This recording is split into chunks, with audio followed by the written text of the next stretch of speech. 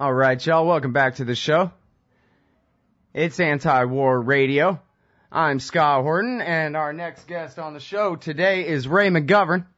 He was a CIA analyst for 27 years. He now writes at Consortium News with the heroic investigative journalist Robert Perry, and he's got a piece we're featuring in his archive at antiwar.com today. It's called Petraeus' CIA Fuels Iran Murder Plot. Uh-oh. Welcome back, Ray. How are you? I'm doing fine, Scott. Thank you. I really appreciate you joining us today. So, well, let's see. Of all the alphabet agencies involved in this thing, haven't heard too much about the CIA, but your article points us over to David Ignatius, as you say, his accustomed role as unofficial surrogate CIA spokesman has added some very important details to the story of this supposed Iranian terrorist kidnapping plot, assassination attempt against the Saudi ambassador to the United States. Yeah, he has. Ignatius can be depended upon to echo the line from the CIA as well as from places like the White House. This time, it's not so much a case of reading between the lines. He lets the cat right out of the bag by saying, hey, folks, we know that initially the White House and Justice Department spokespeople considered this plot, this used car salesman, Mexican drug cartel plot to assassinate the Saudi ambassador, as they put it, not persuasive, okay? But, dun, dun, dun, dun, to the rescue, David Ignatius and David Petraeus. And what did David Petraeus do? Well, he turned the implausible into plausible. What his team did in leaping to the rescue here was to serve up, quote, evidence, end quote, that tends to confirm things, according to Ignatius. Now, this is interesting because before Ignatius's article, I hadn't seen anything really to discuss what role the CIA may have played in all this, quote, information, end quote. But it served to reason that since this is CIA's province, foreign intelligence collection, that it would be in charge of whatever was collected and would be in a position to comment on whether it seemed plausible or not. Well, here's Ignatius, quote, one big reason that top U.S. officials became convinced that the plot was real is that CIA gathered information corroborating the informant's juicy allegations and showing that the plot had support from the covert action arm of the Iranian government. Well, all right. Ignatius adds that this was intelligence collected in Iran. Well, you know what? That's really depressing because that shows that the folks working with Petraeus have been able to do a repeat of the prelude to the war in Iraq. Most people will remember that during that period, according to that famous British memorandum in Downing Street, the intelligence and facts were fixed around the policy. Fixed. It was just a little aside here. Fox News immediately demurred and said, oh, well, fixed has a different connotation in British usage. So I called my friend Harry in London. I said, Harry, tell me what fixed means. What do you mean? Ray, have you lost it? No, just tell me. In British usage, what does fixed mean? He says, well, Frey, you fix election, you fix a horse race. What's better? Thank you very much, Harry. Fix is fixed, okay? And that's what they did with I'd forgotten that part of it, but yeah, that is fun, isn't it? Yeah, they did that before Iraq, and this whole business about finding some sort of quasi casus belli here, some ostensible reason to bloody the noses of those terrible Iranians. Well, you remember that before the attack on Iraq, 70% of Americans believed that Saddam Hussein had something to do with 9/11. Mm-hmm. Why? Because of his, quote, ties with Al-Qaeda. All right, but wait a minute now, because obviously your point being that the media and the government can lead everybody terribly astray and get us into horrible wars that we shouldn't No, be even in. worse. And I'm with that, but I want to stick to the details here a little bit and see if I can get you to help me understand. For example, is it even true that this guy's cousin is in the Quds Force, or that's where the money came from, or that, Gareth Porter has a piece today, and from his analysis, he says maybe these guys were trying to sell some drugs, and then once it got to the FBI informant, that's when it turned into a terrorist thing. It had nothing to do with a kidnapping or anything like that until then, that kind of idea. I wonder what you think. Mm-hmm. Yeah, just to finish up, the reason I was alluding to all that business was simply that they concocted intelligence to justify a war with Iraq, and now it appears, worst case here, that they're concocting intelligence or terrorist plots to facilitate the Israelis attacking Iran. The plot is that cockamamie one. The best guess, and I've talked to 24 of my former colleagues, real pros in this business, lawyers as well as operatives and analysts, and the two most trusted ones tell me they see the hand of Israel behind this, that it would very much be in consonance with past Mossad practice to suck this kind of information into the system in America, and that they have willing accomplices in the White House. First and foremost, John Brennan, who couldn't become head of the CIA because of his support for torture and rendering and black prisons and all that, but wonder of wonders, was recruited by the Barack Obama people to be a very, very influential Deputy National Security Advisor, Chief of Counterterrorism in the White House. Mm-hmm. It's not at all beyond possibility that Brennan, in concert with the Israeli intelligence, is peddling this stuff and not being clear with the president as to how real it is. So in other words, you're skeptical that this $100,000, because see, here's the thing, Ray.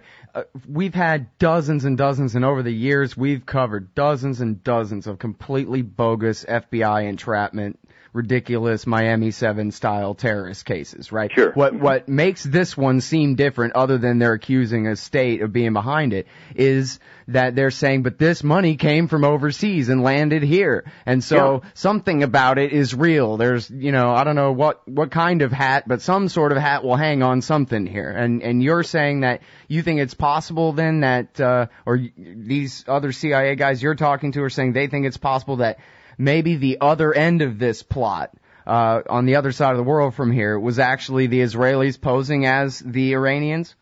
Well, either that or the Israelis having infiltrated Quds or the Revolutionary Guards. Mm-hmm. They're very enterprising and very imaginative. Like the DEA and the Zetas cartel. Sure. And, this transfer of money, it was done in such a way that it had to be detected. I mean, hello. I can't put $20,000. Well, if I had $20,000, I can't put $20,000 in the bank without everybody and his brother knowing about it, and Homeland Security, FBI, and everything else. So, the point is that this was done in a way that was bound to be exposed, okay, and to provide fodder for those who want to blacken Iran and tell the whole world that this place not only is developing a nuclear weapon, which it is not. But it's also mounting terrorist operations, even here in the good old USA. It's pretty transparent, and what really, really troubles me is that Barack Obama has let himself become personally involved in this thing. You can see him out there, see him at his news conference, a wishy-washy sort of like a backbone sort of guy. He says, now everything's on the table, but we're working real hard with sanctions, and we're going to pursue this in a political way. Well, he always says yes, but, and with the people like Brennan and the Israeli people in town here, and his sensitivity to trying to be even more pro-Israeli than his Republican possible opponents in the election next year, there's a volatile mix here. The stars seem aligned for Netanyahu to look on all this and say, well, now that I've got most of the mainstream media showing how bad Iran is, to the point of mounting terrorism within the U.S., and I've got people pulling for open war against Iran, maybe this is what I'll do. And you know what? This is what really bothers me. If Netanyahu were to conclude that Barack Obama would have no option but to lockstep, jump in, salute smartly, and engage on behalf of Israel, our armed forces, if he thought that that was the case, he would have substantial reason to believe that to be the case, and he, I'm afraid, would be right. Whether Barack Obama knows this or not, he has very few adult advisors around him. People like Brennan aren't even going to tell him how good this information is. When he told Geithner, for example, hey, look at Citibank, let's see what we did it. Geithner didn't do it.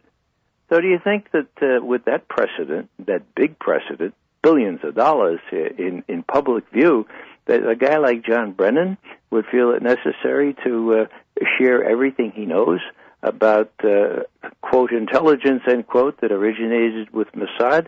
I don't think so, not judging from Brennan's record. So the president himself may become hostage to this kind of situation, feeling he has no way out other than to seem so pro-Israeli that he will back Israel even if it provokes, and that's how it would start, even if it provokes some sort of Iranian military action by something the Israelis did. So this is very volatile. People have forgotten that it was 8 full years that Iran stopped working on a nuclear weapon, and people have forgotten that it's possible to drum up this kind of furor and start the juggernaut toward war, and unless we get a new set in the constellation. See, last time we had Admiral Mullen, okay? He's a professional military guy, okay? Back in 2007. Yeah, and he knew which end was up. And we had Admiral Fallon, head of CENTCOM, who famously told my friend Pat Lang, look, Pat, there's not going to be a war on my watch. And Pat looked at him and he says, is it okay if I tell people that? and Fallon winked at him. And so Pat told the Washington Post. So Fallon was canned, but Mullen was still around. And when the CIA came out with an honest estimate about the Iranians having stopped working on a nuclear weapon at the end of 2003, guess who went to the White House to talk to the president about it? Mullen. And he said, now, Mr. President, this is Bush at the time, this kind of judgment is bound to leak.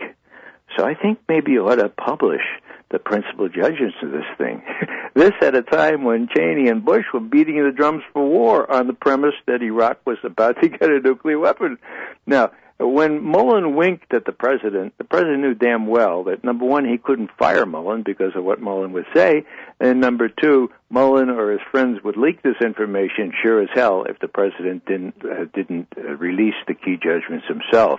So in his book, Bush says, so I decided to release the key judgments so that we could put some facts together with these erroneous judgments.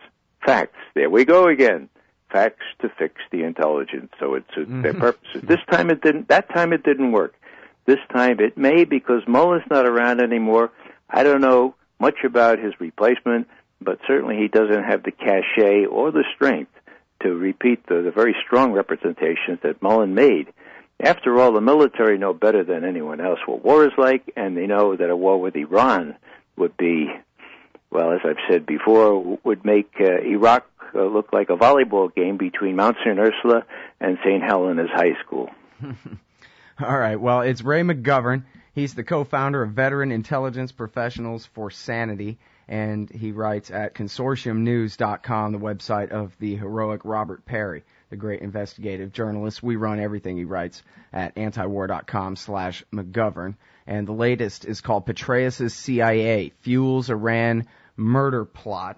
And now, I kind of wanted to ask you, Ray, whether you think that maybe the tide has turned a little bit. They've hit us with so many lies, so many really big lies with major consequences behind them for so many years in a row now. It seems like, maybe on this one they're not quite getting away with it. I'm not, the best surveyor of all cable TV news, but certainly online in, on the websites of major newspapers, are many articles with many quotes of many Iran experts casting major doubt on this story. And it seemed like it made a big splash for a day, but not much longer than that. Well, Am I too I hopeful? would like to be optimistic about that, but you can bet that John Brennan does not select antiwar.com articles for Obama to read at night, okay? Obama's in a bubble. Panetta has described himself in his confirmation hearings as a creature of Congress. Where is Congress on this? Tel Aviv. Somebody suggested that they ought to make Israel, the 51st state, but that was rejected by a vociferous Republican majority who said, no, that would only give them 2 senators. Okay, that's how Congress is. So the constellation in the internet world may be better, and indeed, even the New York Times, not wanting to be impaled on bad information again, could see through this one.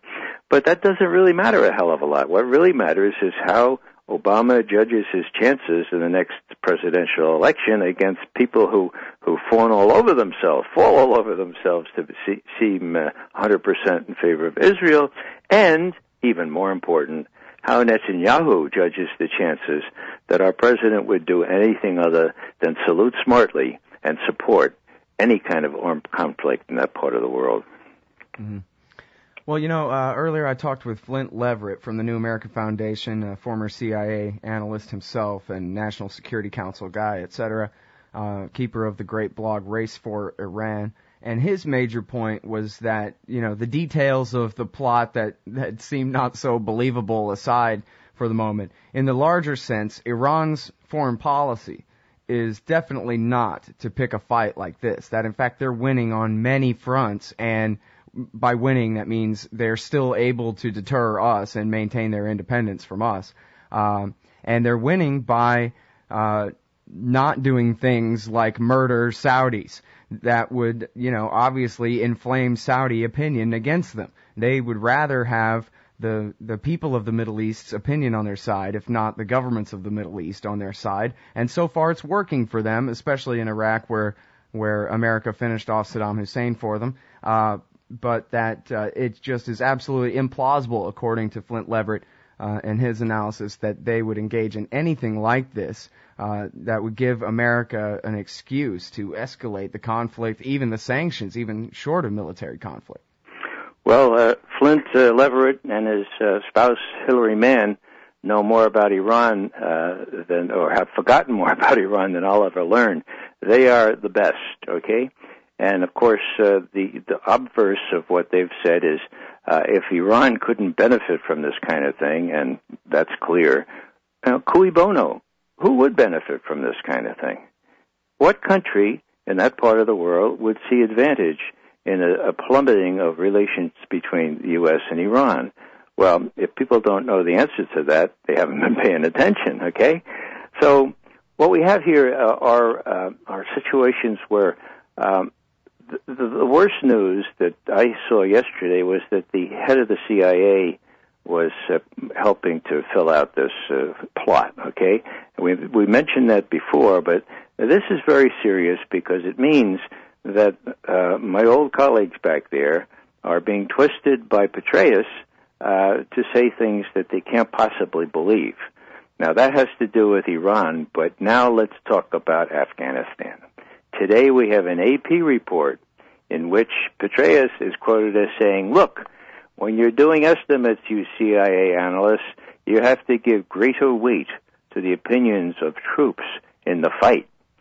We've got to put our drafts before the colonels and the generals on the ground in Afghanistan and know what they think, because they won't be so pessimistic. They won't say this is a feckless exercise or a fool's errand. They will say, guess what? They'll say there's, quote, progress, but it's, the rest of it, it's tentative and it's reversible. That's what I say, Petraeus says, and that's what we'll say. So what do we have here? We have a new guy as head of the only intelligence agency in our government who has the charter to tell it like it is, okay? To point out, as my colleagues did on Iran, that they're not working on a nuclear weapon. Now, how are they going to fare if they say, look, General Petraeus, but with all due respect, now we have taken a consistent line for the last 5 years that Afghanistan is not winnable, that there's been no progress, not even tentative or reversible progress, and we're not going to write anything different. What's going to happen to those analysts, I ask you? You know, Scott, what do you think will happen to them? Well, they're gone, and all this was obvious the moment that they said they're going to move him over to CIA. His first order of business is going to be to write up a new estimate about what a great job he did with his bogus surge, killing people over there with their night raids and their drone strikes. That's accomplished nothing other than kill a bunch of people and create a bunch more enemies to fight for longer. Oh, yeah, we can have a new normal, okay? The new normal is the long war. Yeah, and losing forever. Petraeus is on record as saying that our grandchildren are going to be fighting the same war. Well, hello. It's great for the defense industries. It's great for people who want to put another star on their lapel. It's terrible for the poor kids we send over there to kill and be killed. Well, now, Ray, I wonder if you remember or if you noticed back, say, 6 months ago or so, Philip Weiss was supplied an email by a reader that David Petraeus had answered him a question about the surge, but he had accidentally, or it was about Iran, but he had accidentally attached his conversation with Max Boot at the bottom of the email. Oh, yeah, this is key. Yeah, we wrote this up. Bob Perry and I wrote this up. This was authentic emails. We have the texts of them. Why? Because Petraeus is not really all that good at emailing, and when he answered this little kudo that was sent to him by a friend of mine, he said, well, okay, thanks, but we're not making a big deal of this. Now, what's that all about? The big deal was, my friend said, thank you very much for pointing out the essential nature of the Arab-Israeli dispute and the fact that the Israelis will not show any flexibility, endangers our troops. That was in your testimony. We thank you, General Petraeus. So he gets back a little email. Well, thanks very much for the thought, but we're not going to make a big deal of this. And then attached to that email is this long conversation with Max Boot, an arch neoconservative, where Petraeus first says, Max, that testimony that I give, when I talked about how the Israeli obstinance is harming our troops, I didn't say that. That was just in my prepared testimony in the written part. But the blogs are going crazy about this. They're saying that Israel needs to. What do I do? And Max Boot says, "Oh, that's all right. I'm writing an article now which says that you're not anti-Semitic." And Petraeus says, "Well, would it be good to mention that I had Elie Wiesel over to dinner last night, or that I'm going to appear at a Holocaust museum next week?" And Max Boot said, No, relax, David. We got you covered. Nobody's calling you, and just lay low. This will blow over. And you know what Petraeus does? He sends back a little email with a smile face on it, the colon, and one of those closed paras. Yeah. So this guy is a political animal. I'm sure he has his eyes set on 2016, okay? And so he's going to be shaving things in a way that, I've seen some pretty terrible CIA directors, but this guy is off to a terrible start. Yeah. The reason that anecdote is so important, Ray, is because, obviously on Afghanistan, his first order of business is going to be, as director of CIA, to make his blunders as general in charge look good and all that. You can see his direct interest there. But why would Petraeus go along with a war with Iran that so far it seems like the Pentagon has had a consensus that they're against? What is it with him? Oh, it's this political interest of his. That's right. To make nice with the Israel lobby, because after all, they're the only ones who really want a war with Iran. Well, that's right. And he sees his bread buttered on that side. He's been very close to neocon. Max Boot is the worst of the worst, okay? He's the guy that wrote The Case for American Empire back in 2002. Yeah, so Petraeus sees his interest to be served by cooperating fully with these people, and I'm sure he's getting lots of slaps on the back, lots of kudos for, as David Ignatius put it, who's another neoconservative, for turning the implausible story that we've been exposed to into a plausible story.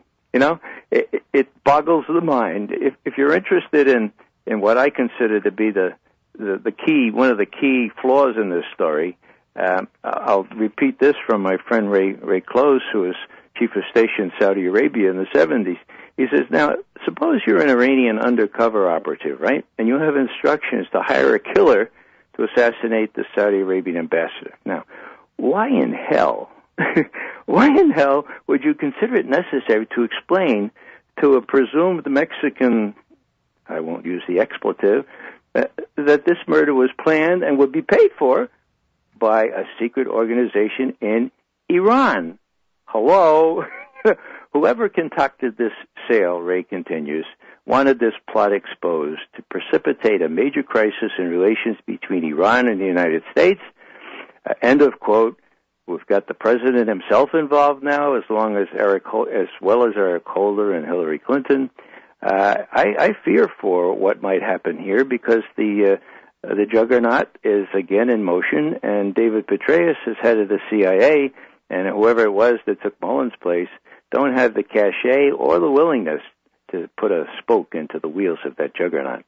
Yeah, well, it's interesting, isn't it, that I haven't heard much of this guy Ray Close. The name sounds familiar, but from a long time ago. But, Christopher Ketchum wrote an article a couple of years back for Counterpunch that began, scratch a CIA or an American intelligence agent, and they will start telling you about Israeli covert operations inside the United States, Well, just under the surface of pretty much all of you guys is a bunch of stories about how their interests and our interests are not the same, as David Petraeus will admit accidentally on occasion. Mm-hmm. Yeah, there's a very, very long history of the Israelis trying to persuade us specifically to go at Iran. All manner of justifications adduced and all manner of carrots as well as sticks held out by Israeli interests and the Likud lobby in this country. So it's not a surprise that this would be in the works. What is a surprise is that they would choose this kind of phony story as if nobody's awake, that as if the New York Times can be co-opted every single time, no matter how flimsy the evidence. So let's hope that reason will prevail. But Barack Obama is not a courageous person. He sees himself as hemmed in by Netanyahu. He tells Netanyahu, hey, no more settlements, please. Netanyahu puts his right thumb to his nose, wags his fingers. That's what he gets from Netanyahu. When he asked Netanyahu, please don't shoot up the boats that are coming to Gaza with Alice Walker and the New York Times and other people on it, Netanyahu put his right thumb to his nose and wagged his fingers. That's why Obama had to go to the Greeks and say, please don't let them leave your ports.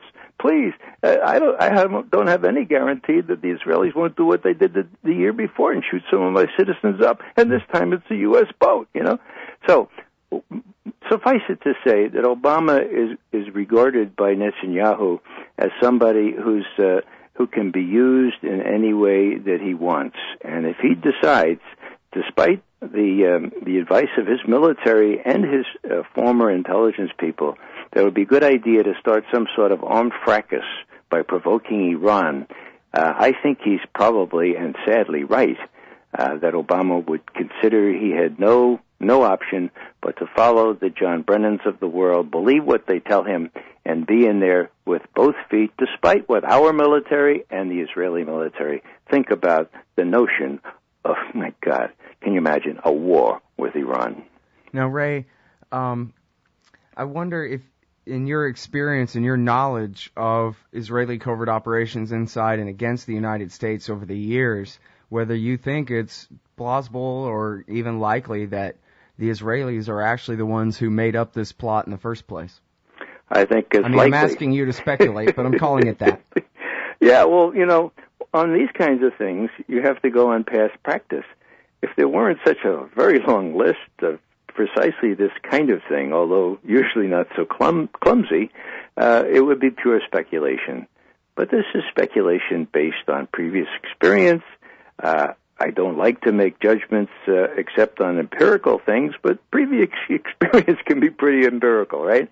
So yeah, I think it's altogether possible that the Israelis either have somebody from Mossad or on the sending end of that $100,000, or in some other way they have insinuated themselves into the White House itself, with people like John Brennan, eager. Now, Brennan, of course, was chief of station in Saudi Arabia for a while. So you can see, what his experience is. And the Saudis have openly called for the overthrow of the Iranian government. So, and Phil Giraldi told me early today that the Saudis have been talking to the Israelis directly about persuading the U.S. to do their bidding and join an attack on Iran. So the constellation is all there. And I'm not sure that Barack Obama has enough adult advisors to warn him about what Admiral Mike Mullen warned, and that is, you attack Iran, they have all manner of ways to retaliate, not least of which is against our troops that remain in Iraq or Afghanistan, or sealing the Strait of Hormuz, denying the world of 30% of their oil and trade. Hey, the whole fifth fleet at Bahrain? Yeah, or real terrorism, like not concocted terrorism. It would probably help, probably occur more in Europe or other U.S. establishments abroad. But, the Iranians are not Iraq. And I'm not sure that anybody is telling Barack Obama that. And, I find that to be so stupid, because Obama should be smart enough to realize that he shouldn't have gone with all these inherited folks that have such a record on torture, on human rights violations, on prisons and kidnapping. Well, Ray, it could be that he personally is that bad on all of these issues. Yeah, McGovern has come a long way in the last 3 years, and I'm not there yet, but that's an alternate explanation, and it very well may be true. It does seem that he's bought this trickle-down economic theory. Otherwise, he couldn't possibly be saying the things he's saying. So maybe you're right. Maybe it wasn't internet donations. It was Goldman Sachs that bankrolled that last campaign, and this one too. He ain't going to raise $1 billion from nowhere. He's going to get it from the Treasury, actually, by way of the military-industrial complex and the banks, just like last time. Well, the good news. The good news is what's happening in New York, where I'm going in 15 minutes down to Freedom Plaza in Washington. Hundreds of us there now. On the weekend, we'll have thousands again. And, the people united will not be defeated. We are the 99%, and that will count for something. This is new, and this is very hopeful. Yeah. And, I'll be spreading the message. That's what I've been counting on this whole time is, the best of the left and the best of the right and the libertarians all coming together to form a new realignment, a new consensus against imperialism, against corporate welfare and bailouts for billionaires, and against this assault on our Bill of Rights. What could be more red, white, and blue than all of these things? And as the crisis gets worse overseas and as the economic crisis gets worse here at home, we see the old categories are just falling apart. People are starting to really realize who's on whose side for a change in a more accurate way, I would say. I hope you're right. I see the same thing. I have trouble making sure that I'm not just being optimistic. But this is new, and it needs to be encouraged.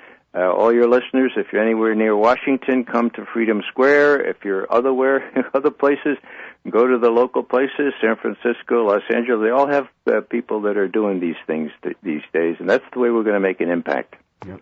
All right. Well, thank you so much for your time and for your writing and all your activism and everything, Ray. I really appreciate it. You're most welcome, Scott. Everybody, that's Ray McGovern. For 27 years, he was a CIA analyst. He's a co-founder of Veteran Intelligence Professionals for Sanity, and he writes at consortiumnews.com, the website of the great Robert Perry. You can also find his archive at antiwar.com/McGovern.